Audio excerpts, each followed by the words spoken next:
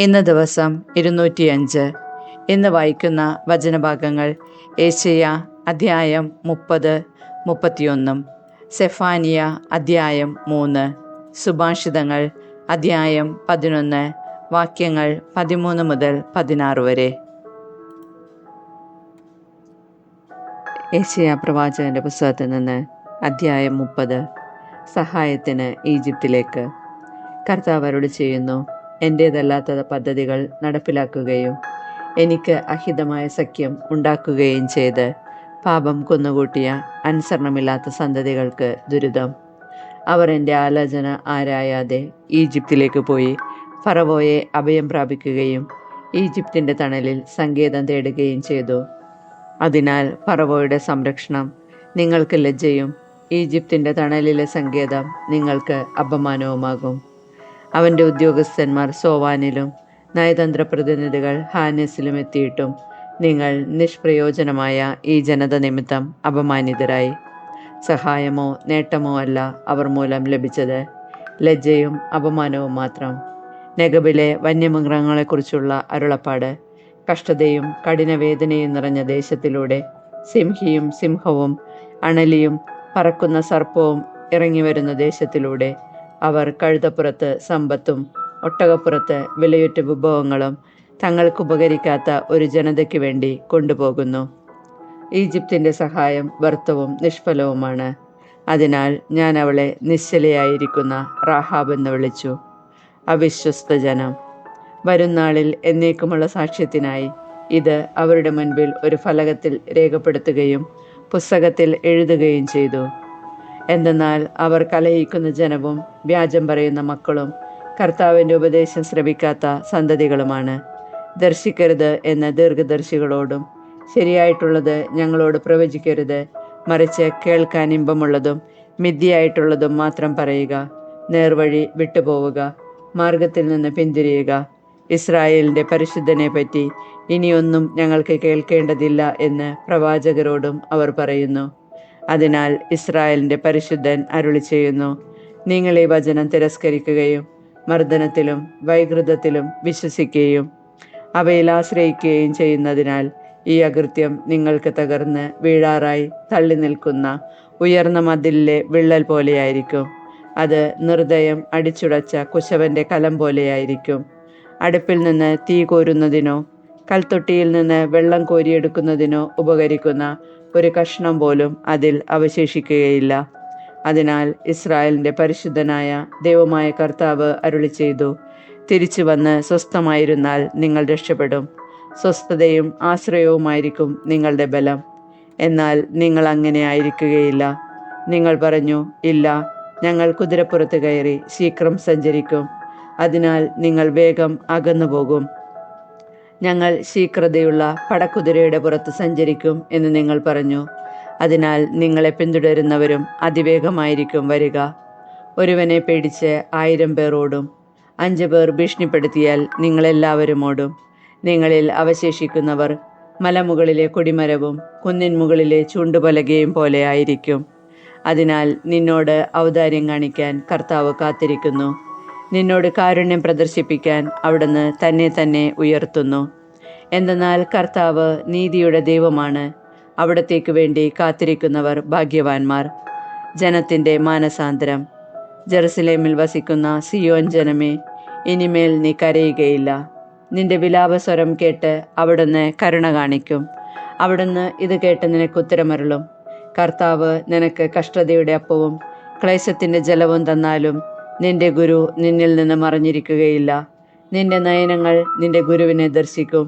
നീ വലത്തോട്ടോ ഇടത്തോട്ടോ തിരിയുമ്പോൾ നിന്റെ കാതുകൾക്ക് പിന്നിൽ നിന്ന് ഒരു സ്വരം ശ്രവിക്കും, ഇതാണ് വഴി, ഇതിലേ പോവുക.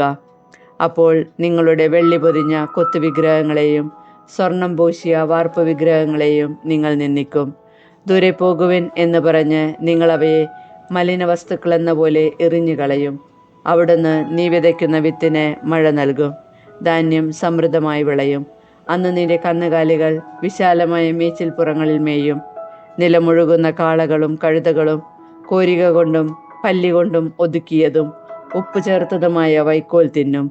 മഹാസംഹാരത്തിൻ്റെ ദിനത്തിൽ ഗോപുരങ്ങൾ വീണ് തകരുമ്പോൾ ഉന്നതമായ പർവ്വതങ്ങളിലും കുന്നുകളിലും വെള്ളം നിറഞ്ഞ അരുവികളുണ്ടാകും.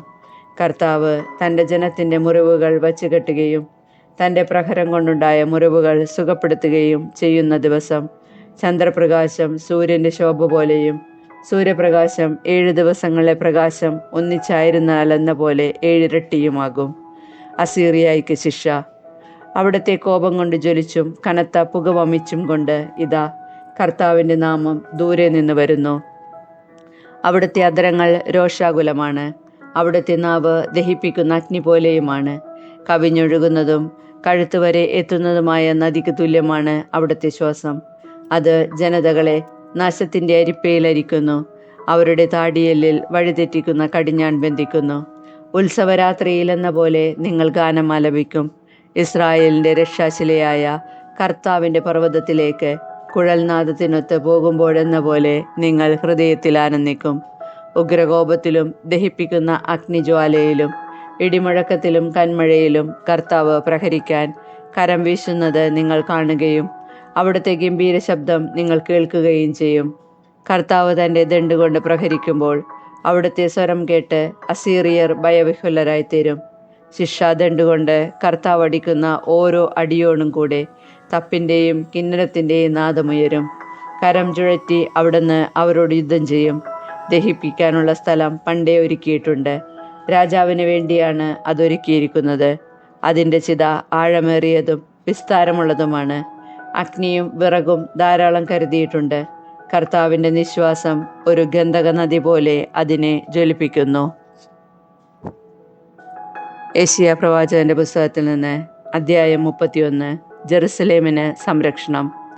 കർത്താവിനോട് ആലോചന ചോദിക്കുകയോ ഇസ്രായേലിൻ്റെ പരിശുദ്ധനിലേക്ക് ദൃഷ്ടി ഉയർത്തുകയോ ചെയ്യാതെ സഹായം തേടി ഈജിപ്തിലേക്ക് പോവുകയും കുതിരയിൽ ആശ്രയിക്കുകയും രഥങ്ങളുടെ എണ്ണത്തിലും കുതിരപ്പടയാളികളുടെ കരുത്തിലും വിശ്വാസമർപ്പിക്കുകയും ചെയ്യുന്നവർക്ക് ദുരിതം. അവിടുന്ന് ജ്ഞാനിയും നാശം വരുത്തുന്നവനുമാണ്. അവിടുന്ന് തൻ്റെ വാക്ക് പിൻവലിക്കുകയില്ല.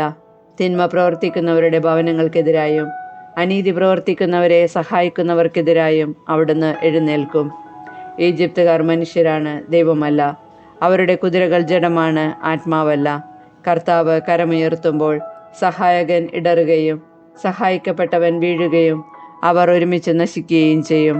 കർത്താവ് എന്നോട് അരുളി ചെയ്തു, സിംഹമോ സിംഹക്കുട്ടിയോ ഇരയുടെ നേരെ മുരുളുമ്പോൾ ഒരു കൂട്ടം ഇടയന്മാർ അതിനെതിരെ ചെന്നാലും അവർ ഒച്ച വയ്ക്കുന്നത് കേട്ട് അവ പേടിക്കുകയോ പരിഭ്രമിക്കുകയോ ചെയ്യാത്തതുപോലെ സൈന്യങ്ങളുടെ കർത്താവ് യുദ്ധം ചെയ്യാൻ സിയോൻ പർവ്വതത്തിലും അതിൻ്റെ കുന്നുകളിലും ഇറങ്ങി വരും.